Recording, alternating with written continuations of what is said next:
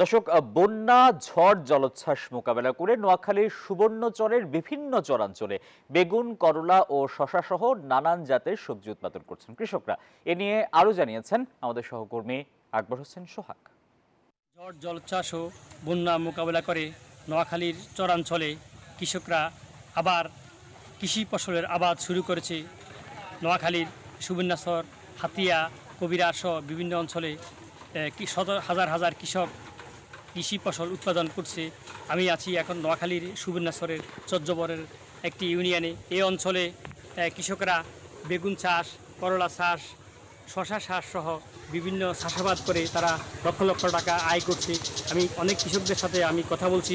তারা আমাকে জানিয়েছেন যে বন্যা, ঝড়, জলোচ্ছ্বাস কেটে তারা এখন উৎপাদনে তারা ব্যাপক সফলতা অর্জন করছে এবং কৃষকরা যে উৎপাদন করছে এবং কৃষি কর্মকর্তা এবং সরকারি পৃষ্ঠপোষকতা পেলে তারা আরও বেশি লাভবান হবে।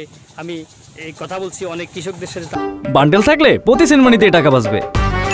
বিকাশ সেনমানি বান্ডেল কিনে জিতুন প্রতি লেনদেনে। তারা আমাকে জানিয়েছে গত 3 মাস বন্যা এবং জলোচ্ছ্বাসের কারণে তারা কৃষি ফসল উৎপাদন করতে পারেনি।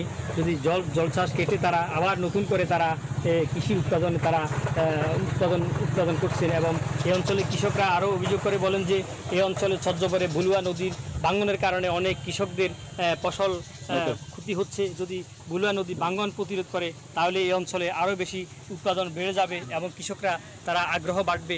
দিন দিন কৃষকদের এই অঞ্চলে আগ্রহ বাড়ছে এবং এই বিষয়ে তারা পানি উন্নয়ন বোর্ড এবং জেলা প্রশাসন হস্তক্ষেপ কামনা করছেন। আমি কথা বলছি নোয়াখালী সুবর্ণচর উপজেলার কৃষি কর্মকর্তা হারুন রশিদের সাথে।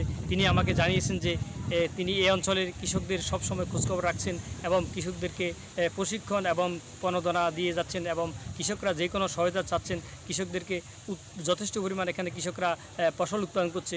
এভাবে কৃষকরা যদি উৎপাদন করে তাহলে এই অঞ্চলের চিত্র পাল্টে যাবে। এই ছিল আমার কাছে নোয়াখালী সুবর্ণচর থেকে সবশেষ